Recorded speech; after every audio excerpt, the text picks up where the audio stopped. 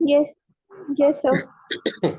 तो बच्चों last class में हमने डिस्कस किया था अपने 10th लेक्चर में कि भाई ये कैसे हम बैंक में अकाउंट ओपन करते हैं। क्रेडिट कार्ड और डेबिट कार्ड और ATM card and all that के ऊपर काफी डिस्कशन हुआ था। देर आफ्टर मैंने आपको बताया था कि आपको बैंक में कैसे ट्रांजैक्शंस करने होते हैं। Thereafter it was told कि credit card is a good instrument और अ बैड इंस्ट्रूमेंट। ये सब बातें क्लियर हो गई थी, कंफर्म।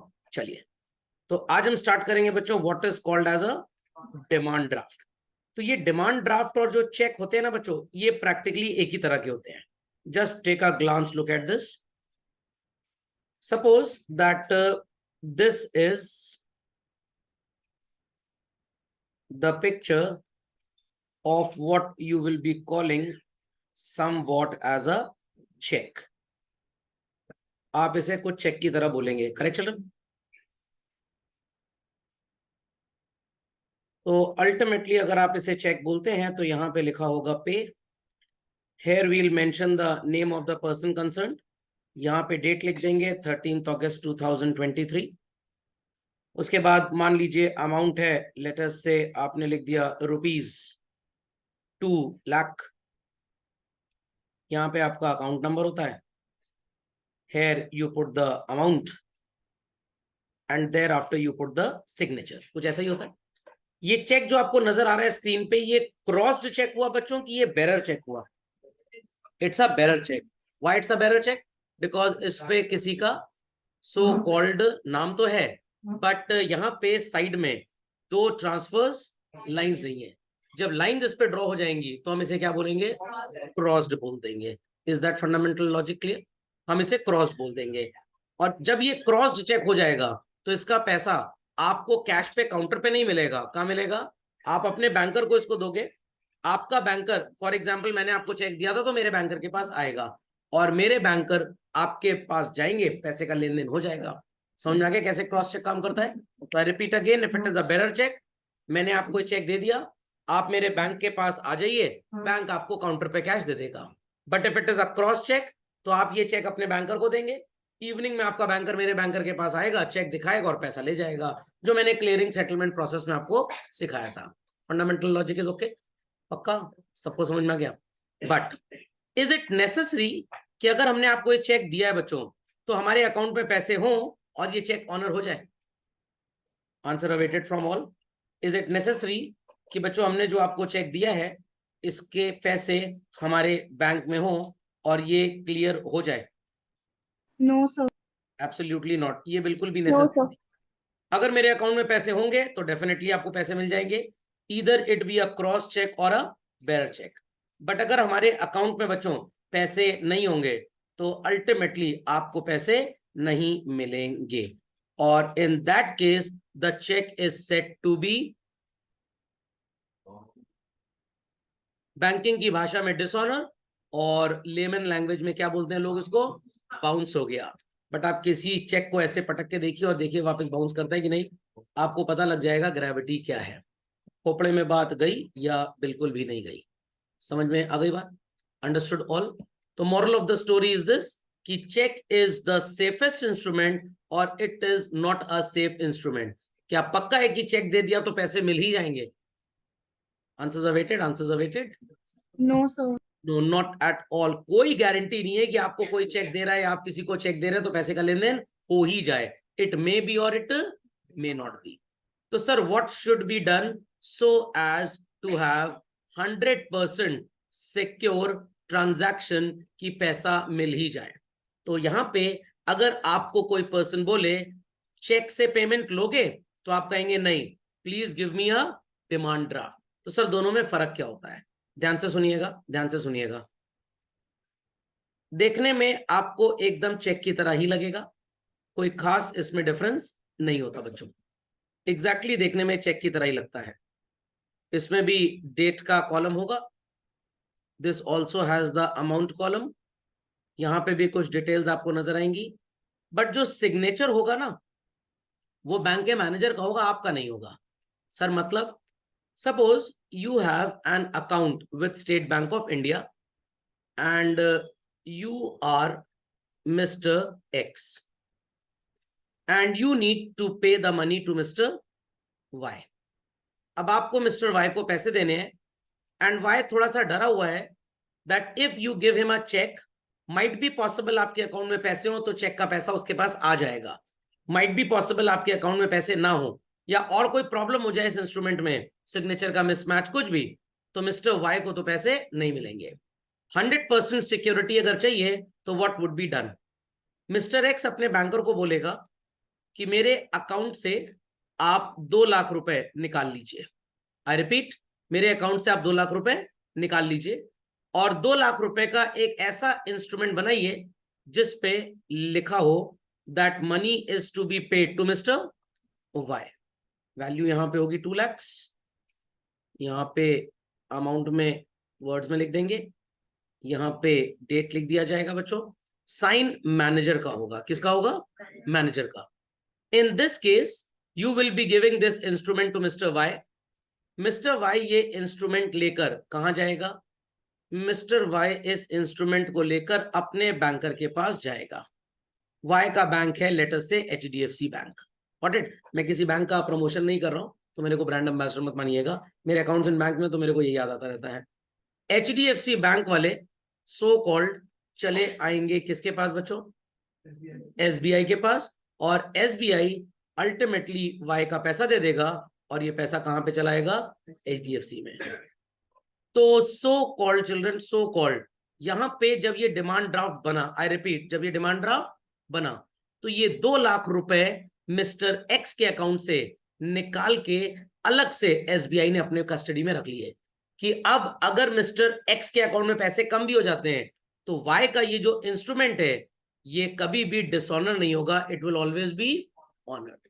तो चेक के केस में पैसा निकलता नहीं है, कहां पे रहता है? बैंक में। जब आप इस इंस्ट्रूमेंट को बैंक में लेके जाओगे, आई रिपीट, चेक के केस में पैसा बैंक से निकलता नहीं है। अगर मैं किसी को 2 लाख की चेक काट के दे दूं तो पैसा बैंक में तब तक पड़ा रहेगा जब तक वो चेक मेरे बैंक में पैसे की डिमांड क्रिएट नहीं करेगा।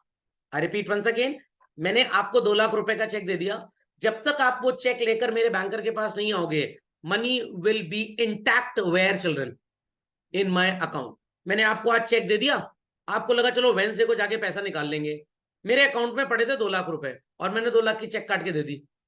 आज मैंने एक जगह 1000 का PVR आइनॉक्स सिनेमास का टिकट खरीदने में कार्ड स्वाइप कर दिया, तो मेरे अकाउंट का balance will be how much? 1,99,000। Wednesday को बच्चों जब आप चेक लेकर मेरे बैंकर के पास पहुंचे, क्या ये चेक ऑनर होगा? नो, बिकॉज चेक कितने का था? 2 लाख का, और मेरे अकाउंट में पैसा कितना था? 199, तो ये चेक ऑनर नहीं होगा। Fundamental is clear? बट अगर मेरे अकाउंट में बच्चों 2 लाख रुपए थे और मैंने बैंक से कहा कि एक डिमांड ड्राफ्ट बना दो, बैंक वाले मेरे अकाउंट से पैसा निकाल के अलग से रख देंगे। समझ में आ गया? अब मेरे अकाउंट का बैलेंस कितना हो गया? नील। अब अगर मैं टिकट खरीदने जाऊंगा, कार्ड स्वाइप करूंगा, क्या मैं टिकट परचेज कर पाऊंगा? बिकॉज मेरे अकाउंट में पैसा है ही नहीं। तो जब आप डिमांड ड्राफ्ट बनवाते हैं चिल्ड्रन, आई रिपीट, जब आप डिमांड ड्राफ्ट बनवाते हैं तो आपके अकाउंट से पैसे निकल जाते हैं। आई रिपीट चिल्ड्रन, जब आप बैंक अकाउंट खोलते हैं और वहां पे आप पैसे रखते हैं तो अल्टीमेटली डिमांड ड्राफ्ट बनवाते टाइम आपके अकाउंट से पैसे निकल जाते हैं। Fundamental logic is understood well और नॉट? तो अगर आपको किसी से भी पैसे लेने हो बैंकिंग इंस्ट्रूमेंट के through, demand draft is a safer instrument और cheque is a safer instrument? Demand draft. People understood why? People understood why? तो यहाँ पे जब आप बैंक को बोलते हैं भाई 2 लाख का डिमांड ड्राफ्ट बना दो वाई के फेवर में, तो बैंक क्या करेगा? आपके अकाउंट से पैसे निकाल लेगा, अपने पास कस्टडी में रख लेगा और इस कागज के टुकड़े पे वाई का नाम लिख के आपको दे देगा। आप इसको वाई को दे आइए, वाई अपने बैंकर को देगा, उनके बैंकर आपके बैंकर के पास आएंगे और पैसा लेके चले जाएंगे। तो डिसऑनर की पॉसिबिलिटी कितनी होती है यहाँ पे? 0%। समझे बात को या नहीं समझे? पक्का? डिसऑनर में ये सब, सॉरी, डिमांड ड्राफ्ट में ये सब झंझट भी नहीं है, साइन मैच कर रहा है कि नहीं कर रहा, डेट वर्ड्स अमाउंट में और लेटर्स में सेम है कि नहीं, बिकॉज ये बैंक मैनेजर ने खुद बनाया है, मतलब बनाया किसी क्लर्क ने है, बैंक मैनेजर ने ध्यान से देख के उस पर सिग्नेचर की ऑथराइज किया है। तो डिमांड ड्राफ्ट में there is 100% safety and security. Sir अगर ये गिर जाए तो कोई प्रॉब्लम नहीं है, ये क्रॉस जी होता है, पैसा उसी पर्सन को मिलेगा जिसका नाम है, कैश कभी काउंटर पे मिलेगा ही नहीं। मिस्टर वाई अगर इस डिमांड ड्राफ्ट को लेकर एसबीआई में भी चले जाएं, एसबीआई पैसा नहीं देगा। Y has to give his demand draft to the bank. HDFC कहां जाएगा? एसबीआई, और एसबीआई ने जो पैसा निकाल के अपने पास रखा था वो वाई के बैंकर को दे दिया जाएगा। समझ में आ गया? बट एज ऑफ नाउ ये UPI, digital payments, NEFT, RTGS ये सब चलने लग गया। तो as of now children demand draft की यूटिलिटी, मैं ये नहीं बोल रहा कि नहीं होती है, नेग्लिजिबल हो गई है। सर आज भी डिमांड ड्राफ्ट काम आते हैं when we have RTGS, NEFT. बिल्कुल। कुछ लोगों को जिनको डर लगता है इंटरनेट बैंकिंग करने में, जिन लोगों को इंटरनेट बैंकिंग करनी आती ही नहीं है, जिन लोगों के पास इंटरनेट एक्सेस नहीं है, तो वो दूसरों को पैसे कैसे देंगे? या तो कैश दें, या तो बैंक के पास जाएं और बोलें कि भाई एक डीडी बना दीजिए सो एंड सो पर्सन के नाम पे, तो हम उसे पैसा दे आएंगे। तो आज भी डिमांड ड्राफ्ट चलते हैं बच्चों। अपार्ट फ्रॉम दिस, आपने गवर्नमेंट से एक रोड लेइंग प्रोजेक्ट का टेंडर लेना है, ऑफर 5 करोड़ रुपए का प्रोजेक्ट है। गवर्नमेंट कह रही है कि जिन लोगों को भी बिडिंग में पार्टिसिपेट करना है, बिडिंग जानते होंगे, बोली लगती है ना, जिसका प्राइस सबसे बढ़िया होगा, 5 करोड़ रखी गई है price.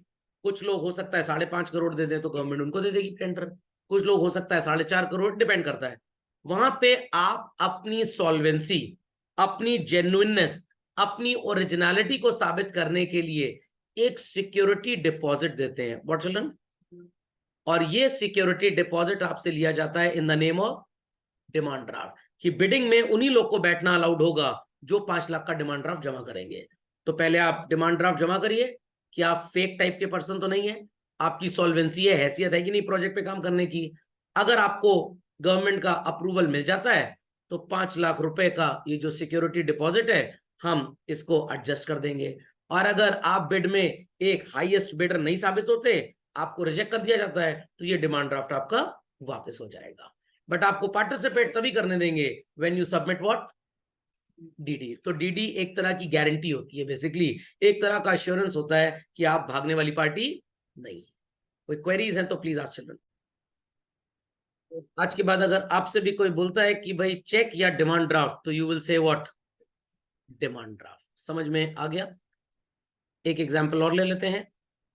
Suppose I have an account with ICICI bank and मेरे बैंक में 2,40,000 रुपए रखे हुए हैं और मेरे को मिस्टर जेड को 2,20,000 रुपए का पेमेंट करना है। एंड मेरे को बहुत डर लगता है ये ऑनलाइन ट्रांजैक्शन करते टाइम, या मेरे पास इंटरनेट बैंकिंग का एक्सेस भी नहीं है। तो what I will be doing? I will be visiting to the bank and मैं बैंक से बोलूंगा मिस्टर जेड के नाम पे एक डिमांड ड्राफ्ट बना दीजिए। तो बैंक क्या करेगा? हमारे इस 2 लाख के डिपॉजिट में से, सॉरी 2,40,000 में कितने पैसे सेट असाइड करके अपनी कस्टडी में रख लेगा? 220। Now what is my bank balance children? 20,000 rupees. और इस डिमांड ड्राफ्ट पे मैंने डेट लिखवाई, लेट अस से 20 अगस्त 2023। बट मेरे बैंक में आज ही पैसे कम हो जाएंगे, मेरे अकाउंट से आज ही पैसा निकाल लिया जाएगा। मिस्टर वाई को हमने ये डिमांड ड्राफ्ट दे दिया, मिस्टर वाई सो कॉल्ड 20 अगस्त को जाके बैंक से पैसा ले लेंगे। बट जब हमें डिमांड ड्राफ्ट बैंक से मिस्टर वाई को देना ही है, सॉरी मिस्टर जेड को, क्यों हम 20 तारीख की डेट डलवाएंगे? जब मेरे अकाउंट से आज पैसे निकल ही जाएंगे तो हम चाहेंगे ना कि जेड को भी तुरंत पैसा मिल जाए। तो हम बैंक से कहेंगे भाई इस पे 14 अगस्त की आप डेट डाल दीजिए। समझ में गया? तो एक्चुअली में आपके कहने पे डेट नहीं डलती है, आप जिस दिन डिमांड ड्राफ्ट बनवाएंगे डेट उसी दिन की होती है। डेट का कोई भी प्रेरोगेटिव आपके ऊपर नहीं है। आप आज बोलेंगे बैंक को डीडी बनाइए जेड के नाम पे, वो आज की डेट ही डालेगा। आप जेड को आज दीजिए, कल दीजिए, परसों दीजिए, कभी भी दीजिए, इसकी वैलिडिटी चेक की तरह 3 महीने होती है चिल्ड्रन। जेड 3 महीने के अंदर अपने बैंकर को ये कागज दे देगा, इसके बैंकर हमारे बैंकर के पास आके पैसा ले जाएंगे। इज दैट अंडरस्टूड वेल और नॉट? ऐसा कोई रीजन नहीं हो सकता, ऐसा कोई रीजन ही नहीं होता। हाँ ये हो सकता है कि जेड से डिमांड ड्राफ्ट खो गया, जेड से डिमांड ड्राफ्ट खो गया, अब आपके अकाउंट से तो पैसा निकल चुका है, तो जेड को पहले नियरेस्ट पुलिस स्टेशन में कंप्लेन लॉन्च करनी पड़ेगी। What it clear? फिर वो डिमांड ड्राफ्ट अगर बाई चांस मिल गया, अगर बाई चांस, ठीक है, 3 महीने का तो टाइम था, अगर नहीं मिल पाता तो फिर यहाँ पे बैंक को आप एक अपॉलॉजी लेटर लिख के देंगे कि भाई जिसके नाम का डिमांड ड्राफ्ट बनवाया गया था उससे खो गया है, उससे हो गया है। बैंक अपने सिस्टम पे इसको नोट डाउन कर लेगा कहीं पे। मान लीजिए जेड के नाम का डिमांड ड्राफ्ट और वो खो गया, जेड जैसा दूसरा इंसान भी हो सकता है, उसके हाथ लग गया, ये लॉजिक समझ में आ गया, और उसका भी कहीं पे बैंक अकाउंट है, तो वो आके पैसा निकाल के ले जाएगा एक्चुअली में। Got it? तो इसका स्टॉप पेमेंट लगवाना पड़ेगा आपको। व्हाट? Stop payment. तो बैंक को आपको इंस्ट्रक्शन देना पड़ेगा, बैंक स्टॉप पेमेंट लगाएगा। इन्हीं सब नौटंकियों की वजह से ये सारा डीडीपीडी चेक का सिस्टम ही खत्म कर दिया गया, and we resulted into NEFT and RTGS systems. इनमें प्रॉब्लम इसलिए नहीं होती है क्योंकि इसमें बैंक का आईएफएससी कोड जो ब्रांच का होता है वो मैच होता है, अकाउंट नंबर मैच होता है, नेम तक मैच होता है। तो अगर आप किसी को एनईएफटी आरटीजीएस कर रहे हैं, बाई चांस आपने नाम किसी और का डाल दिया, आई रिपीट, नाम किसी और का, बट बैंक का क्या कहते हैं आईएफएससी कोड और अकाउंट नंबर ठीक है, वो तुरंत मिसमैच दिखा देगा डेटा और पैसा ट्रांसफर हो कहीं नहीं। तो सारे पैरामीटर्स मैच होते हैं, और इतना कोइंसिडेंस नहीं हो सकता कि एक ही बैंक में एक ही पूरे इंसान के, पूरा इंसान मतलब फर्स्ट नेम एंड सरनेम दोनों कॉमन हो और उसी जगह अकाउंट हो। इतना पॉसिबल है? हाँ सर, हमारी क्लास में होता है सर, अभिषेक बच्चन नाम के सर 2 बच्चे हैं, तो टीचर उसको अभिषेक बच्चन 1 अभिषेक बच्चन 2 बोलती होगी कि नहीं? ऐसा स्कूल्स में हो सकता है, बट बैंक्स में ऐसा हो ये जरूरी नहीं है। Fundamental logic is clearly understood और नॉट? पक्का? चलिए, तो डिमांड ड्राफ्ट बच्चों सबको समझ में आ गया? चलिए, ये होता है डिमांड ड्राफ्ट बनवाने का रिक्विजिशन फॉर्म। तो चलिए इस फॉर्म को भरना स्टार्ट करते हैं, क्योंकि आपको ये फॉर्म भरना आना चाहिए। और इसी फॉर्म में जो डेटा होता है, कुछ ऐसा ही डेटा बच्चों एनईएफटी और आरटीजीएस फॉर्म्स में भी रहता है। ओके, तो अगर आप बैंक को बोलते हो कि भाई सौरभ सर के अकाउंट में 100 करोड़ रुपए का ट्रांसफर होना है, तो बैंक कहेगा कौन सा ट्रांसफर चाहते हैं, एनईएफटी चाहते हैं या आरटीजीएस? थोड़ा बहुत मैंने आपको बताया हुआ इसके बारे में। फुल फॉर्म एनईएफटी का है national electronic fund transfer, RTGS का real time gross settlement. Hindustan की बैंकिंग स्पीड के हिसाब से एनईएफटी पेमेंट मैक्सिमम 2 घंटे के अंदर ट्रांसफर होता है। आरटीजीएस क्या होता है? चट मंगनी पट गया, तुरंत ट्रांसफर होता है, तुरंत। आप अपने लैपटॉप से, अपने मोबाइल डिवाइस से भी एनईएफटी आरटीजीएस कर सकते हो। नहीं आता, डर लगता है, आप बैंक जाइए, फॉर्म भर के दे दीजिए, बैंक वाले आपके बिहाफ पे काम कर देंगे। समझ में आ गया? आपको फॉर्म भरना पड़ता है एनईएफटी आरटीजीएस का, साथ में चेक देना पड़ता है। जो अपने कस्टमर्स को बैंकर्स कम परेशान करते हैं वो चेक नहीं मांगते, कहते हैं फॉर्म भर के दे दो बस काम खत्म। Got it? चलिए, तो एनईएफटी आरटीजीएस भी आप पढ़ेंगे विस्तार रूप से आने वाले समय में, not to worry at all. हाँ भाई, ब्रांच नेम लिख दीजिए, कनॉट प्लेस, न्यू दिल्ली। डेट भरी है 1 अगस्त 2023 कर दीजिएगा। नेम ऑफ द सेंडर, अपना नाम लिख दीजिए। एड्रेस में लिख दीजिए 123 पार्लियामेंट हाउस। फोन नंबर अपना, आईडी, रेजिडेंट पे क्लिक कर दीजिए, टिक कर दीजिए मतलब। ड्राफ्ट कैशियर ऑर्डर्स इंस्ट्रक्शन, ये इंस्ट्रक्शन आप नहीं भरेंगे। कौन भरेगा बच्चों? बैंक का कैशियर। ध्यान से देखिए, यहां पे कुछ लिखा है बच्चों, debit account number. What? Debit? Sir debit का तो रूल होता है, डेबिट व्हाट कम्स इन।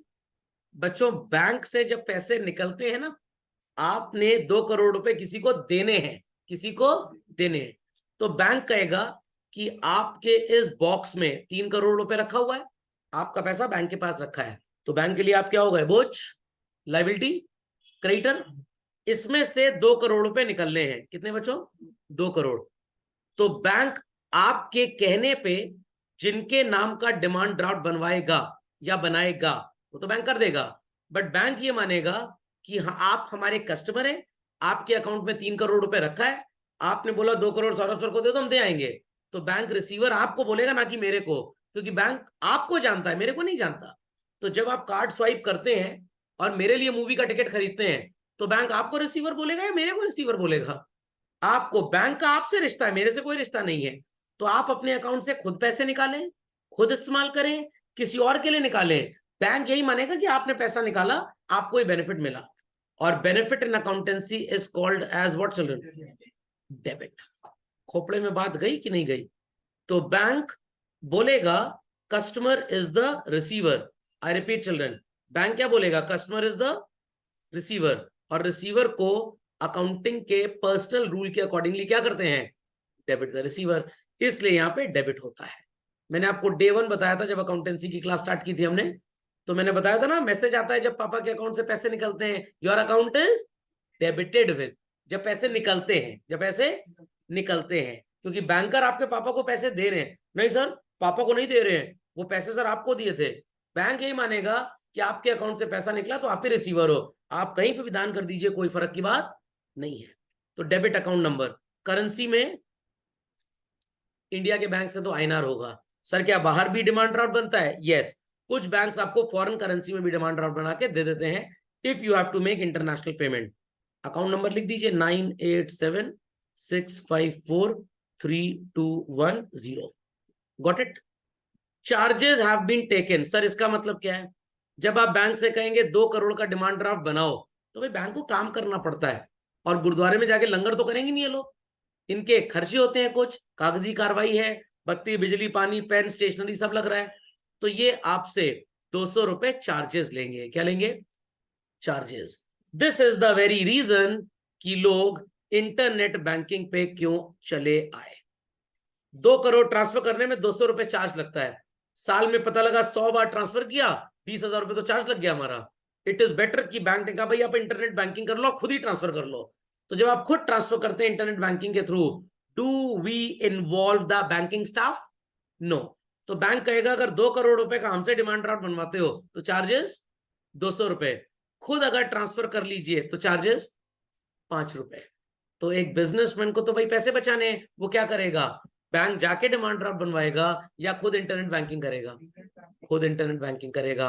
और अगर आप बहुत बड़े बिजनेसमैन हैं, हजारों करोड़ के ट्रांजैक्शंस आपके यहाँ होते हैं, तो बैंक कहेगा आपके लिए internet banking is always free. Sir इतने मेहरबान क्यों वो लोग हमारे ऊपर? आपके अकाउंट में हजारों करोड़ रुपए पड़ा रहता है, वो आपके पैसे को किसी को लोन दे देते हैं। समझ में आ गया? क्योंकि उनको पता है ऑन एन एवरेज आप एक बड़े बिजनेसमैन है, 5 से 600 करोड़ रुपए हमेशा बैलेंस रखा ही रहता है, तो वो उसमें से 400 करोड़ किसी को लेंड कर देंगे, उससे 10-12% इंटरेस्ट कमा लेंगे और आपको सर्विसेज फ्री में दे देंगे। समझ में आया? समझ में आया? तो इसीलिए डिमांड ड्राफ्ट वगैरह आजकल ना के बराबर बनते हैं। करेंसी बता दिया आपको, आईएनआर, अमाउंट भी बता दिया, और यहां पे आपको वर्ड्स में लिखना पड़ता है। अब किसके नाम पे ये बन रहा है, यहां पे लिख दीजिए। समझ में आ गया? बेनिफिशियरी लिखा है ना, तो बेनिफिशियरी मतलब जिसके नाम पे, टू या फॉर हूं। Got it? तो डिटो सेम फॉर्म होता है बच्चों एनईएफटी और आरटीजीएस का। और अगर आप बैंक जाके एनईएफटी आरटीजीएस नहीं करवाना चाहते, आप अपने बैंक का ऐप ओपन करें और उस ऐप के थ्रू आपको सारी डिटेल नजर आ जाएगी। Okay, be quick children. चलिए, ये सबको नजर आ रही है बच्चों बात? तो पेयर का यूपीआई आईडी आपका डाला जाएगा, आपका नाम, और जितने पैसे मेरे को आपसे चाहिए, मैं ये डिटेल यहाँ पे एंटर करके कंटिन्यू करूंगा। तो मेरी डिवाइस से आपको एक मैसेज जाएगा, नॉर्मल मैसेज। उस मैसेज पे एक लिंक होगा, आप उस लिंक को जब क्लिक करेंगे तो आपसे बोला जाएगा यस और नो। आपने यस किया, आपने अगर ओटीपी एनेबल्ड किया है तो ओटीपी आएगा, आप ओटीपी डालिएगा, झट से मेरे अकाउंट में पैसा चला आएगा। Understood how these systems work? तो बैंक अकाउंट में पैसा ट्रांसफर हो सकता है, इंडियन क्रेडिट कार्ड का पेमेंट हो सकता है, कार्डलेस कैश भी हो सकता है। तो मल्टीपल ऑप्शंस बैंक्स ने आपको दिए हुए हैं, आप जैसे चाहे वैसे ऑनलाइन ट्रांसफर कर सकते हो। तो इतना ऑनलाइन सिस्टम क्यों किया जा रहा है? ताकि बैंक विजिट ना करना पड़े। डिमांड ड्राफ्ट के जो इतने हाई चार्जेस होते हैं, आप उन चार्जेस से बच जाए।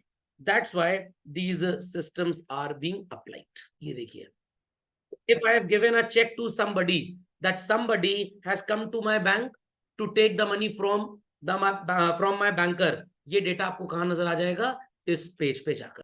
चलिए, अगर मैंने किसी को चेक दिया बट अब मैं नहीं चाहता कि बैंक से पेमेंट हो, तो मैं स्टॉप पेमेंट में जाके चेक नंबर डाल दूंगा, रीजन क्लिक कर देंगे कि क्यों हम ये चेक स्टॉप करवाना चाहते हैं, हो गया, या हमने उस पार्टी को ऑलरेडी कैश दे दिया तो अब चेक की जरूरत नहीं है, या और कोई रीजन है, तो आप अदर्स में क्लिक करके टाइप कर दीजिए। चलिए, so children, people understood how banking activities take place like this? Question है, we should use directly bank site for online transaction और पेटीएम टाइप एप्लीकेशन। अब देखिए, इस पे मेरा व्यू यही है, गूगल पे तो मेरे को थोड़ा सा सर्टिफाइड लगता है, तो अगर आपको गूगल पे वगैरह से भी पेमेंट करना है या पेटीएम से करना है तो मेरे हिसाब से कोई प्रॉब्लम नहीं है। बट अब ये कौन क्लैरिफाई करेगा कि पेटीएम का ओरिजिनल पेज आपको मिला है, ऐप ओरिजिनल है या फेक या फर्जी है? तो मैं तो बच्चों को यही सजेस्ट करता हूं कि बैंक के एप्लीकेशंस यूज करिए, बट उसमें भी हो सकता है कि गूगल प्ले स्टोर या iOS से आपने एप्लीकेशन अगर डाउनलोड किया तो पता नहीं वो सही है कि नहीं। iOS में तो प्रॉब्लम इज नेग्लिजिबल, वहां फर्जी ऐप होता ही नहीं है बेसिकली। प्ले स्टोर में आजकल ऐसी रिपोर्ट्स आ रही हैं, तो आपको मेरे ओपिनियन में इंटरनेट बैंकिंग ही यूज करना चाहिए, क्योंकि उससे सेफेस्ट कुछ भी नहीं होता। क्योंकि और इंटरनेट बैंकिंग पे चिल्ड्रन अगेन डिपेंड करता है कौन सा बैंक है। आजकल तो बैंक वाले ही फ्रॉडलेंट हो गए हैं। जैसे आपने उनका नाम सुना होगा लक्ष्मी विलास बैंक का, वो बैंक वाले चोर निकल गए थे 2020 में 19 में। तो इसलिए बड़ा सिस्टम थोड़ा रहता प्रॉब्लम का ही है। तो मैं तो एकदम दादाजी स्टाइल बैंकिंग करता हूँ। एक तो तरीका मैंने आपको बता दिया, 2 अकाउंट खोल लीजिए, एक में हमेशा कम पैसे रखिए, या अगर किसी को पेमेंट ट्रांसफर भी कर रहे हैं पहले 1 रुपए भेज के चेक कर लो कि पैसा जा रहा है या नहीं जा रहा। समझ में आ गया? फिर पैसा नहीं भेजो, बाकी बचा हुआ पैसा भेजो। किसी को 5,000 देना 1 रुपए दे दिया, फिर 4999 भेजिए। समझ में आया कि नहीं? वो हो सकता है आपको दलितर बोलेगा, बट कोई बात नहीं भाई, हिसाब हिसाब होता है। ओके, तो मेरा सिस्टम तो यही है कि भाई किसी को पैसा देना ऑनलाइन, पहले गूगल पे से 1 रुपए भेज के चेक कर लो, जा रहा है, then send the remaining. I repeat, then send the remaining. समझ गए बच्चों बातों को? कंफर्म। और दी बेस्ट तो चिल्ड्रन सो कॉल्ड हमारा बैंक जाइए भैया, पैसा निकालिए और कैश दे दीजिए।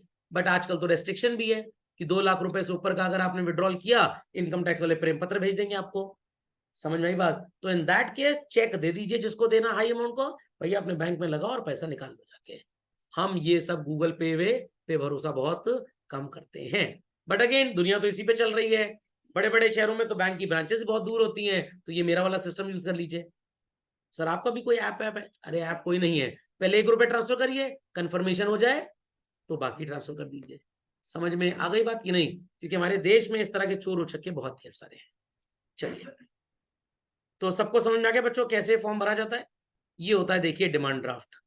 यहाँ पे पर्सन का नाम होगा, अमाउंट ऐसे लिखा जाएगा, डेट एंड इन नंबर, यहाँ पे ब्रांच मैनेजर का साइन होगा। तो यहाँ पे safety of payment is 100%, but problem क्या है? This attracts some charges. अगर आप किसी को 2 लाख रुपए का डिमांड ड्राफ्ट दे रहे हैं, बैंक वाले कहेंगे 100 रुपए चार्जेस हैं। खुद ही एनईएफटी आरटीजीएस कर लो, 2 रुपए 5 रुपए लगता है मुश्किल से, तो कम से कम आपके चार्जेस वहां बच जाते हैं। ओके, चलिए, समझ में आई बच्चों बात? The bank comes calling, what is this sir, what is this? ये है बच्चों internet banking page. I repeat, it is internet banking page. मैं आपको ओरिजिनल इंटरनेट बैंकिंग पेज दिखाता हूं, जस्ट होल्ड ऑन। तो नजर आ रहा है HDFC personal banking and net banking services. तो हम यहाँ पे जाएंगे नेट बैंकिंग पे। देखिए, HDFC net banking is visible to everybody on their screens. मिल गया बच्चों? तो यहाँ पे भी आया home, pay, save, invest, borrow, insure, shop and all that. App पे भी ये सब था, बट वहां पे शॉप नहीं था।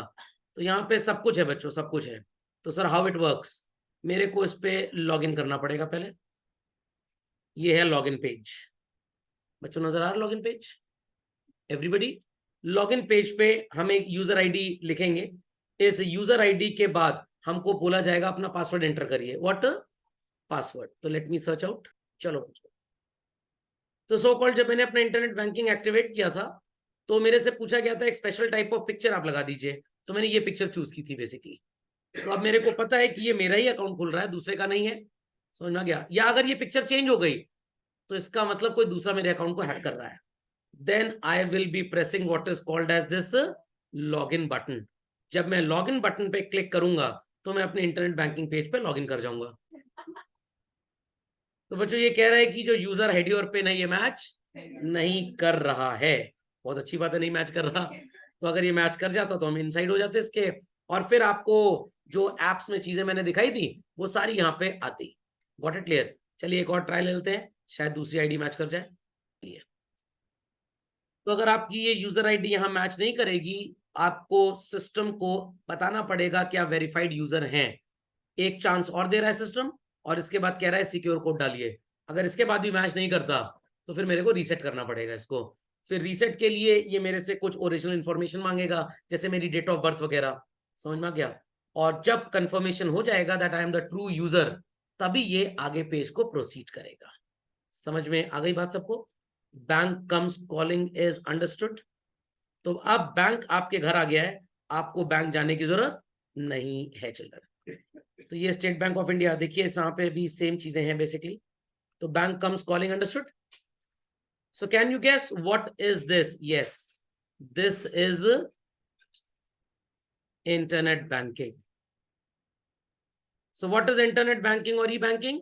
होमवर्क है आपका, लिख लीजिएगा इसके ऊपर. What is internet banking? सबको समझ में तो आ गया. So it is a type of banking which is done using internet website of the respective bank basically. तो children understood what is internet banking? इसी सीक्वेंस में चीजों को और आसान करने के लिए हमारी कंट्री में कुछ ऐसी चीजें भी आ गई हैं. मेरे से क्वेश्चन पूछा था बच्चे ने, तो मैंने सोचा कि भाई आज की क्लास में आंसर करूंगा. मोबाइल पे कभी आपने IMEI नंबर चेक किया है बच्चों? Yes, sir. तो IMEI नंबर चेक करने के लिए आप क्या करते हैं? *#06#. आप प्रेस करते हैं तो आपको वो 16 डिजिट 22 डिजिट जो भी होता है, खैर IMEI नंबर डिस्प्ले होता है. कभी कभी आपको अपना बैलेंस चेक करना है मोबाइल पे कितना है, तो आप *123# डायल कर देते हैं और क्लिक करते हैं तो बैलेंस आ जाता है. समझ में आ गया? अगर आपका बैंक आपसे बोल रहा है कि अगर आपको बैंक का बैलेंस पता लगाना है, क्या पता लगाना है? बैंक का बैलेंस. तो आप *291# टाइप करके कॉल वाला बटन दबा दीजिए, तो हम झटपट आपका बैलेंस दे देंगे. फॉर एग्जाम्पल ये काम SBI कर रहा है, तो HDFC का ऐसा कोड वर्ड कुछ ये हो सकता है. इट्स #242*. तो ये रजिस्टर्ड कोड्स होते हैं children. Telecom regulatory authority of India in codes का स्पेशल रजिस्ट्रेशन करता है. इन कोड्स का स्पेशल रजिस्ट्रेशन. अगर आपको ये जानना है कि कमिंग संडे फाइनेंशियल लिटरेसी का लेक्चर कितने बजे होगा, तो मैंने telecom regulatory authority of India से एक USSD रजिस्टर करा लिया. और क्या है वो USSD? It is ***#111*** ****#111**. जब आप प्रेस करके टाइप करेंगे तो आपको एक मैसेज आ जाएगा मेरे एंड से, मेरे सर्वर से, कि class is scheduled at this time. समझ में आया? तो जैसे आपके घर का एड्रेस होता है ना, वैसे ये रजिस्टर्ड एड्रेस होते हैं. Got it clear? तो ये अनस्ट्रक्चर्ड करके इसका सो कॉल्ड फुल फॉर्म आपको गूगल पे मिल जाएगा. मैंने देखा था but I so called forgot. The full form is unstructured supplementary service data. Unstructured supplementary service data. तो इस तरह से ये कोड्स काम आते हैं. ये कोड्स तब काम आए जब मोबाइल टेक्नोलॉजी इंडिया में आई. उसके पहले ये कोड्स कभी इंडिया में थे ही नहीं. लैंडलाइन फोन पे बटन तो होते थे ये वाले, बट वो बोलेगा तो है नहीं मैसेज, क्योंकि हमारा IVRS interactive voice response system इतना बढ़िया था नहीं. तो जब इंडिया में मोबाइल फोन्स का इन्वेंशन या यूसेज हुआ और वर्ल्ड वाइड हुआ, तो USSD टेक्नोलॉजी चली आई. तो आप भी अगर बैंक्स में ऐसा करते होंगे तो आपको नजर आता होगा. आप ये कोड टाइप करिए, आपको बैंक बैलेंस पता लग जाएगा. हर सर्विस के लिए अलग अलग कोड होता है. Like when we call to some companies website या कंपनी के कॉल सेंटर पे कॉल करते हैं, बोलते हैं ना 1 दबाइए इसके लिए, 2 दबाइए इसके लिए, 3 दबाइए इसके लिए. That is known as interactive voice response system, IVRS. Okay, ये उससे भी आसान हो गया. अब मान लीजिए मेरे को सो कॉल्ड अपना एड्रेस किसी को बताना है. Address is very long. तो मैंने telecom regulatory authority of India से बोला, भाई हमको एक ऐसा USSD दे दीजिए *#01#. जब आप मोबाइल पे प्रेस करेंगे तो मेरे सर्वर से डेटा चला जाएगा और मेरा एड्रेस आपकी फोन स्क्रीन पे आ जाएगा. And these numbers are applicable in a particular country only. India में इसका मतलब कुछ और होगा, US में कुछ और होगा. और अगर मैं ये सर्विस देना चाहता हूं अपने स्टूडेंट्स को कि ये वो नंबर डायल करें, तो मेरा एड्रेस उनको पता लग जाए, मेरा एड्रेस पता लग जाए, तो क्या करना पड़ेगा? हर इंडिया के टेलीकॉम ऑपरेटर के साथ मेरे को ये नंबर रजिस्टर कराना पड़ेगा. हर टेलीकॉम ऑपरेटर अपनी वेबसाइट पे एक डेटा रजिस्टर करेगा, कुछ ऐसा. हर टेलीकॉम ऑपरेटर की वेबसाइट पे डेटा होगा, फॉलोड बाय माय एड्रेस. समझे बच्चों बात को? तो इंडिया में कोई भी टेलीकॉम कंपनी का सिम आपके पास हो, जब आप *#01# टाइप करके कॉल बटन दबाएंगे, आपकी स्क्रीन पे मेरा एड्रेस 2 से 4 सेकंड के अंदर डिस्प्ले हो जाएगा. समझ गए व्हाट इज USSD? कोई क्वेरीज है इसके ऊपर तो पीपल कैन आस्क मी. सबको समझ में आया बच्चों व्हाट इज USSD? सर आज मैं भी अपना एक USSD सोच रहा हूं बनवा ही लूं. चलिए नेक्स्ट. ये क्या होता है sir? AEPS, it's Aadhaar enabled payment system. बच्चों किसी जमाने में मनी ऑर्डर हुआ करता था। पता है लोगों को क्या होता है मनी ऑर्डर? आपने तो शायद यूज भी नहीं किया होगा, आप नई जनरेशन के लोग हैं। मनी ऑर्डर क्या होता था? Supposingly some relative of mine is living in Lucknow and some are living in Delhi. Lucknow वाले रिलेटिव को दिल्ली वाले रिलेटिव को पैसा भेजना है। ये उस जमाने की बात थी जब बैंकिंग होती तो थी, चेक वगैरह से पैसे ट्रांसफर होने महीनों लग जाते थे। तो what the relative in Lucknow will do, हमारा लखनऊ वाला रिलेटिव अपने पोस्ट ऑफिस को विजिट करेगा और मान लीजिए 2,000 रुपए पोस्टमैन को दे देगा। ऐसे ढेर सारे लोग पोस्ट ऑफिस में आके 2,000 देंगे।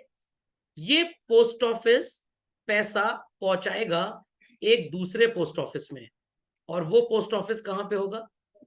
दिल्ली में होगा। Is that clear?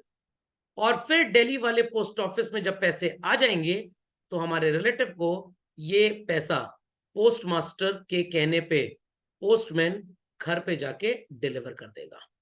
समझ में आई बात कि नहीं आई बात? बच्चों बात समझ में आई या नहीं आई? तो उस जमाने में पोस्ट ऑफिस के थ्रू पैसा ट्रांसफर होता था, बट जमाने बीत गए, सिस्टम बदल गया, चीजें चेंज हो गई। तो अब आपको मनी ऑर्डर भेजने की जरूरत नहीं है, आपको इतना इंटरनेट बैंकिंग आ चुका है। Logic understood? Logic understood children? चलिए बच्चों, लंच ब्रेक ओवर हो गया, ये बात समझ में आ गई? तो अब जब से ये आधार सिस्टम आ गया, क्या आ गया? आधार सिस्टम। तो अब आपको अगर पैसे चाहिए तो आप मेरे फाइनेंशियल इंस्टीट्यूशन में आइए और आप कहिए हमें 4,000 रुपए चाहिए, तो मैं कहूंगा आपका बैंक अकाउंट है? हाँ है। आपके पास आधार कार्ड है? हाँ है। ठीक है, आइए हमारे ऑफिस में, हम आपसे आपका आधार नंबर लेंगे। क्या लेंगे बच्चों? आधार number.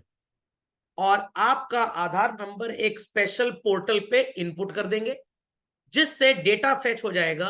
What is your bank balance? What is your bank balance? पता लग गया कि आपके बैंक में 20,000 रुपीज है। कितना है? 20,000। हम आपसे आपका आधार नंबर पूछेंगे, फिर आप कह रहे हैं हमें 4,000 रुपए दे दीजिए। हमने कहा कोई प्रॉब्लम नहीं, हम 4,000 रुपए की रिक्वेस्ट डालेंगे उस एप्लीकेशन पे या वेबसाइट पे। आपके अकाउंट से 4,000 रुपए कट के हमारे अकाउंट में आ जाएंगे। किसके अकाउंट में आ जाएंगे? हमारे अकाउंट में। हम अपनी जेब से आपको 4,000 रुपए निकाल के दे देंगे। तो सर पैसा तो आपके अकाउंट में, आप जेब से कैसे देंगे? डेली हम सवेरे बैंक से जाके 50,000 रुपए निकाल के ले आते हैं कि दिन भर लोग आएंगे पेमेंट करने के लिए। Got it clear? तो हम आपसे आपका आधार नंबर पूछ के पोर्टल पे अपडेट करेंगे, बिकॉज हर इंसान का आधार किससे लिंक्ड है चिल्ड्रन? सर मेरा अगर नहीं है तो नमस्कार, फिर आपको हम पैसा नहीं देंगे। तो हम आपसे ओटीपी लेंगे, ओटीपी जब आप बताएंगे तो आपके बैंक से पैसा निकल के मेरे बैंक में आ जाएगा। तो I am just like a mini banker, I am just like a mini banker. समझ में आया? और ये काम कोई भी कर सकता है, कोई भी कर सकता है। आप मार्केट में चले जाइए, कुछ मनी एक्सचेंज वाले इंस्टीट्यूशंस होते हैं, तो आप उनसे कहिए भाई आधार एनेबल्ड पेमेंट सिस्टम है आपके यहाँ? कहेगा हाँ है। तो आप उसको अपना आधार नंबर बताइए, ऐप पे टाइप करेगा 12 डिजिट का नंबर, फिर कहेगा सर आपके मोबाइल पे ओटीपी आया होगा। आप ओटीपी बताएंगे, ओटीपी टाइप करेगा, आपके बैंक से उसके बैंक में पैसा आ जाएगा और वो आपको पैसे निकाल के दे देगा। काफी बिजनेसमैन, स्टेशनरी के शॉपकीपर, इवन सब्जी वाले काम कर सकते हैं। Got it clear? किसी ने मान लिया परचून की दुकान खोली हुई है, कोई मान लीजिए लेटर से इंटरनेट कैफे खोल के बैठा हुआ है, कोई मान लीजिए फोटोकॉपी का बिजनेस कर रहा है, तो apps are available, play store से ऐप डाउनलोड कर लीजिए। What it clear? कोई भी आपसे पैसा मांगने आता है, आप उसका आधार नंबर टाइप करिए, एंटर करेंगे, उसके मोबाइल पे ओटीपी जाएगा, ओटीपी टाइप करिए, पैसा आपके अकाउंट में आ गया। और आप जो अपना दिन भर परचून का सामान बेच रहे हैं उसमें से पैसा निकाल के उसको दे दीजिए, आपके अकाउंट में तो पैसा आ ही गया। नहीं समझे? समझ में आ गया? Any queries on this? इसका एक एप्लीकेशन मैं आपको और बताता हूं। Suppose children you go to let us से पीवीआर आइनॉक्स सिनेमाज। ठीक, समझ में आ गया? सिनेमा थिएटर के जो टिकट काउंटर होते हैं वहां पे मिस्टर एक्स बैठे हुए हैं टिकट बेचने के लिए। समझना क्या? आपको कोल्ड कॉफी पीनी है 200 रुपए की, बट आपकी जेब में कैश नहीं है। कोल्ड कॉफी वाला कैश ही लेता है, वो ऑनलाइन पैसा नहीं लेता। तो आप टिकटिंग काउंटर पे जा सकते हैं, मिस्टर एक्स से बोलते हैं भाई तुम्हारे पास अगर कैश हो जेब में तो तुम मेरे को कैश दे दो और मैं तुम्हें गूगल पे कर देता हूं उतने का। समझ में गया? जुगाड़मेंट सिस्टम ये सिर्फ हिंदुस्तान में ओरिजिनेट किया गया है। Got it clear? तो आप मिस्टर एक्स को 200 रुपए का गूगल पे कर दीजिए, वो अपनी जेब से 200 रुपए निकाल के आपको दे देगा। समझ में आया? तो एक बहुत पुराने जमाने की बात है, मतलब बहुत पुराना जमाना भी, पुराना जमाना सही में नहीं है, 2-4-6 महीने पहले की बात है। I went to the market, जेब में 4-5 हजार रुपए थे, घर वालों ने बोला कुछ खरीदना है, तो मेरे पास पैसे ही खत्म हो गए। मैंने कहा what to do now, what to do. और जिस शॉप से शॉपिंग करनी थी वो शॉपकीपर ना लायक कैश ही लेता था, ऑनलाइन लेता ही नहीं था पैसा। तो उस मार्केट में मेरे फ्रेंड की भी एक शॉप थी, तो I went to my friend shop. मैंने कहा जरा मेरे को 10,000 रुपीज दे दो। कह रहा अरे ऐसी क्या जरूरत पड़ी, कोई प्रॉब्लम? मैंने नहीं, इस तरह शॉपिंग करनी थी तो I brought only less money. तो कह रहा ठीक है ले जाओ कोई बात नहीं। तो मैंने तुरंत अपने अकाउंट से उसको गूगल पे कर दिया। चिल्लाने लग गया मेरे ऊपर, हड़काने लग गया, कह रहा ये कौन सी बात होती है, हम बाद में पैसे ले लेते हैं। मैंने कहा हिसाब हिसाब है, दोस्ती दोस्ती है। समझ में आया? Got it clear?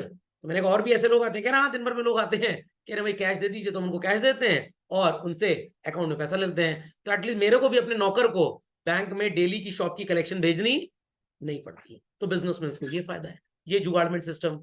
जब वो डीमोनेटाइजेशन हुआ था ना, तब ऐसा बहुत हुआ था।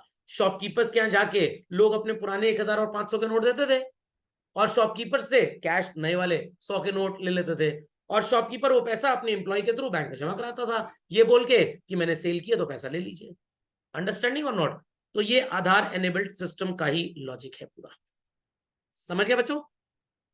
जो ये काम मैंने आपको बताया, गवर्नमेंट इसको इलीगल नहीं बोलती, इलीगल नहीं बोलती, बट ये सेल्फ इन्वेंटेड एक्टिविटी है, सेल्फ इन्वेंटेड। ये किसी कॉन्सेप्ट से इन्वेंट नहीं हुआ। वेरएज आधार एनेबल्ड पेमेंट सिस्टम जो है, ये एक रजिस्टर्ड डेजिग्नेटेड एक्टिविटी है। समझ में आ गया? समझ में आ गया?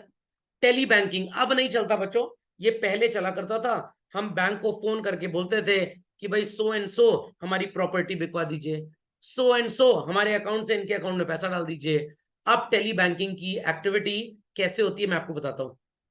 सपोजिंगली मेरे को बैंक में 50,000 रुपए डिपॉजिट करना है, तो I give a call to my personal banking manager sitting in HDFC bank, send so and so person, ताकि मेरे घर से आके वो पैसे मेरे से ले जाए। वो आएगा पर्सन, मेरे से पैसे लेगा, पेन स्लिप मेरे सामने भरेगा, मेरा सिग्नेचर करवाएगा, स्टैंप मारेगा, मेरे को एक एविडेंस उसका दे देगा। ज्यादा से ज्यादा कहेगा मेरी फोटो खींच लीजिए साथ में, कि आपको भरोसा हो जाएगा कि पैसा हम बैंक में लेके जाएंगे। वो बैंक पहुंचेगा, 5 मिनट के बाद मेरे को मैसेज आ जाएगा, your account has been credited with rupees. पैसे जा रहे हैं ना, हम गिवर हो गए ना, क्रेडिट द गिवर। समझ में आ गया? आज टेली बैंकिंग ऐसे चलती है बच्चों। चेक तो बताने की जरूरत नहीं है, everybody knows what is cheque. Chetan Babu को चेक से कैसे मिलेंगे पैसे, ये भी आपको पता है बच्चों। MICR चेक क्या होता है बच्चों? नीचे कोड होता है, पता है, ये बड़ा स्पेशल कोड होता है। ये जिस इंक से छपता है, ये नॉर्मल इंक नहीं होती है, ये मैग्नेटिक इंक होती है। Yes, it is a magnetic ink.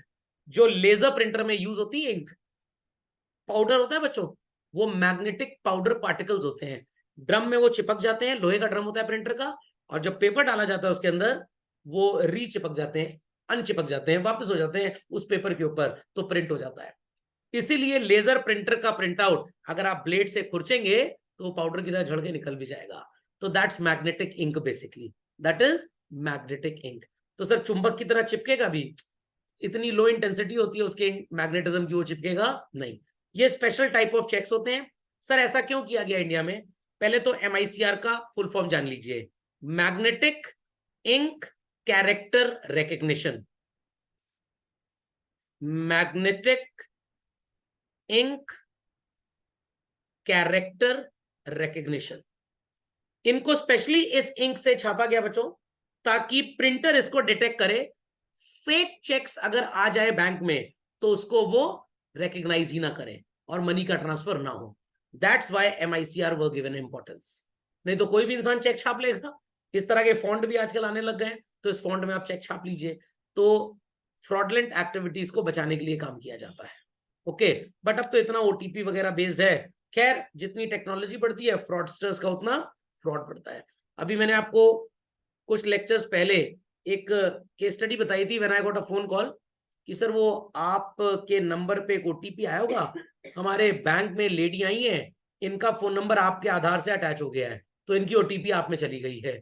वो एक्चुअली चीट था, एक फ्रॉड था, वो मेरे अकाउंट से पैसा निकालना चाहता था। तो आधार एनेबल्ड पेमेंट सिस्टम को लोग फ्रॉडलेंटली ऐसे भी यूज करते हैं, क्योंकि आज की तारीख में किसी का भी आधार नंबर जानना कोई बड़ी बात नहीं है। कितनी जगह आप अपना आधार नंबर सबमिट करते हैं जाके, वहां से डेटा चोरी हो गया, अब आधार नंबर तो मिल गया, जब पोर्टल पे टाइप करेगा तो ओटीपी रिक्वेस्ट तो उसी के पास आएगी जिसका ओरिजिनल आधार है। तो याद रखिए हमेशा बच्चों, कभी भी आपको फोन कॉल आए, पहले तो अननोन नंबर से फोन उठाया ही मत करिए, 2-4 बार आए तो मैसेज करिए प्लीज टेक्स्ट, कोई जरूरतमंद इंसान होगा तो बात कर ही लेगा, और नहीं तो समझ लीजिए इतने चतुर होते हैं, इतने चतुर होते हैं, हेलो अरे वो आपके पापा का एक्सीडेंट हो गया, हॉस्पिटल में पेमेंट कराना है। अब आप इमोशनली ब्लैकमेल हो सकता है ओटीपी दे ही दे, और चाहे पापा आपके बगल में बैठे हो, वो बड़ा इमोशनली ब्लैकमेल करते हैं, बड़ा इमोशनली, ओएलएक्स वगैरह बहुत होता है ये सब। चलिए, तो एमआईसीआर समझ में आ गया बच्चों? चलिए एक छोटा सा क्विज कर लेते हैं। कितने प्रश्न हमारे सामने? 5। एक क्वेश्चन 100 नंबर का होगा। A check once issued remains valid forever. True और false के बाद, नहीं false तो है ही, कितने महीने तक वैलिड रहता है ये बताएंगे। 3 months।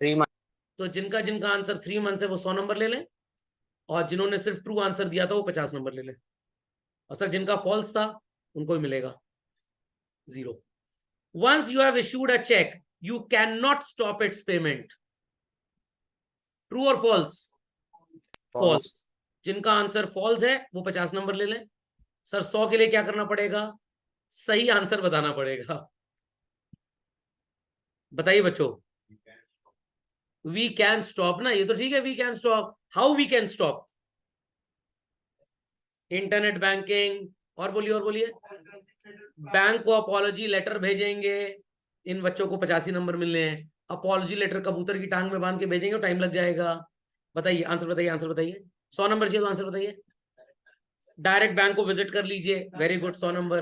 बैंक की वेबसाइट पे, very good very good very good. और बताइए, अरे फोन कर दो बैंक को कि भाई हमने चेक इशू किया है। तो जिनके जहन में सब बातें आ रही थी वो 100 नंबर ले लें, जिन्होंने फॉल्स लिखा है वो 50 ले लें। Issuing a check without having money in your account is a crime. Yes or no children? True, yes। किस कानून के तहत क्राइम है? जल्दी से बता दीजिए, नया बिल आने वाला है इसके ऊपर। अमित शाह जी 3 बिल इंट्रोड्यूस कर रहे थे कल, नया कानून इसके ऊपर आने वाला है। 3 ब्रिटिश एज के कानून हम so call to go away with कर रहे हैं। किस कानून के तहत ये क्राइम है? अच्छा चलिए बता देता हूं एक चीज, अंडर सेक्शन 420 है। Of what law? जिन बच्चों ने लीगल स्टडीज सब्जेक्ट लिया उनको तो भाई अभी तक ये पता हो जाना चाहिए था। बताइए बताइए बताइए, किस कानून के तहत? It's a crime children, it's a crime. आपके ऊपर चीटिंग का और फ्रॉड का केस रजिस्टर होता है। कानून बता दीजिए मेरे को, बस नहीं पता। चलिए, IPC section 420 of the Indian penal code, और इसके ऊपर एक सीआरपीसी भी है, criminal procedure, code of criminal procedure, and Indian evidence act. ये 3 कानून अब आपको हो सकता है 2-4 महीने के बाद ना नजर आए, और तीनों की जगह इंडिया में नए कानून आ रहे हैं बच्चों, जिसमें सजा बढ़ भी रही है, और जो ट्रायल्स होते हैं वो 3 साल के अंदर मैंडेटली खत्म करने ही करने हैं। 90 डेज के अंदर रिपोर्ट पुलिस को फाइल करनी ही करनी है, मतलब केसेस को लिंगर ऑन नहीं कर सकते, टाल नहीं सकते, इसलिए पुराने ब्रिटिश के कानून को हम हटा रहे हैं। तो भारतीय साक्ष्य कानून एक है, इसी तरह से रिप्लेस होकर तीनों आ रहे हैं। साक्ष्य मतलब evidence as such. Okay, there is a minimum and maximum amount for which you can issue a cheque. False, true. Sir क्या आंसर हुआ सर? 1 रुपए से कम का चेक नहीं हो सकता। Maximum, there is no limit. जितना आपके अकाउंट में पैसा है, जितना बैंक आपको अथॉरिटी दे रहा है एज अ सेविंग अकाउंट और अ करंट अकाउंट होल्डर, आप उतने का चेक इशू कर सकते हैं। ट्रू भी है, फॉल्स भी है। यस यस यस, तो आपका करेक्ट आंसर है डिपेंड्स। जिनके दिलो दिमाग पे डिपेंड्स आया तो वो 100 नंबर ले लें, जिन्होंने ट्रू और फॉल्स दोनों टिक किया वो भी 100 ले लें, जो एक टिक किए वो 50 ले लें। आज देखिए 500 रुपए में कितना कमा के गए। Keeping a signed blank cheque makes it convenient to withdraw money when you need. The answer is true. But should you do this activity? No, should not be done. पता लगा आपके पापा ने ब्लैंक चेक साइन किया था, आपका दोस्त घर में आया, सहेला सहेली कोई भी चेक लेके चला गया, 1 लाख रुपए भर के पैसे निकाल लिए वहां से, तो आपको ये गलत हरकत नहीं करनी चाहिए। तो जिन्होंने ट्रू मार्क किया तो 50 नंबर, बट इस हरकत को आपको नहीं करना चाहिए, जिसके मन में ऐसा विचार आया वो 100 नंबर। समझ गए बच्चों? तो 500 में आपको अगर 500 नंबर मिले तो बहुत अच्छा, आपको अगर 250 नंबर मिले तब भी बहुत अच्छा, अगर 0 मिल गया तब भी अच्छा है, क्योंकि कुछ सीखा आपने आज सच। ओके, तो समझ में आ गया ना कैसे बैंकिंग करनी है। Always open how many accounts? 2 accounts. एक बैंक में नहीं होने चाहिए, माइंड इट, अलग अलग बैंक में खोलिए। सर एक बैंक में 2 सेविंग अकाउंट हो सकते हैं? आप 100 अकाउंट खोल लीजिए, बट ये बेवकूफी कहलाई जाएगी, ये बेवकूफी कहलाई जाएगी। क्या हुआ? चार्जेस, मिनिमम बैलेंस मेंटेन करना पड़ेगा, दोनों के सो कॉल्ड एटीएम कार्ड के चार्जेस देने पड़ेंगे। सर एटीएम कार्ड ना ले तो आपका इंटरनेट बैंकिंग एक्टिविटी नहीं होगा। तो 2 बैंकों में अकाउंट खोल लीजिए। समझ में आ गया? एक जो बहुत तेज स्पीड में काम करते हो जैसे HDFC, ICICI, एक थोड़े नॉर्मल जैसे SBI, कैनरा बैंक वगैरह। What it clear? तो कैनरा बैंक में थोड़े कम पैसे रखिए, SBI में कम पैसे रखिए, HDFC में मेन पैसे रखिए, वहां से वहां ट्रांसफर करिए, फिर आगे पेमेंट करिए। गूगल पे से वो वाला अकाउंट लिंक करिए जिसमें पैसे कम हो आपके, तो कभी भी बच्चों आपके साथ फ्रॉड ट्रांजैक्शन होगा ही नहीं। नंबर से फोन आए, अननोन कॉल कभी उठाइए ही मत। जीवन हमेशा सुखी रहेगा, हमेशा सुखी रहेगा। सो अगला लेक्चर बहुत मजेदार होने वाला है बच्चों। हम किस पे आने वाले हैं? Stock market, stock exchange and investing in shares. थोड़ा सा गूगल करके तैयार रहिएगा, तो अगले टर्न पे मैं आपको बताऊंगा कि स्टॉक मार्केट एंड ऑल होता क्या है। ओके चलो, चलिए, दैट्स ऑल फॉर टुडे।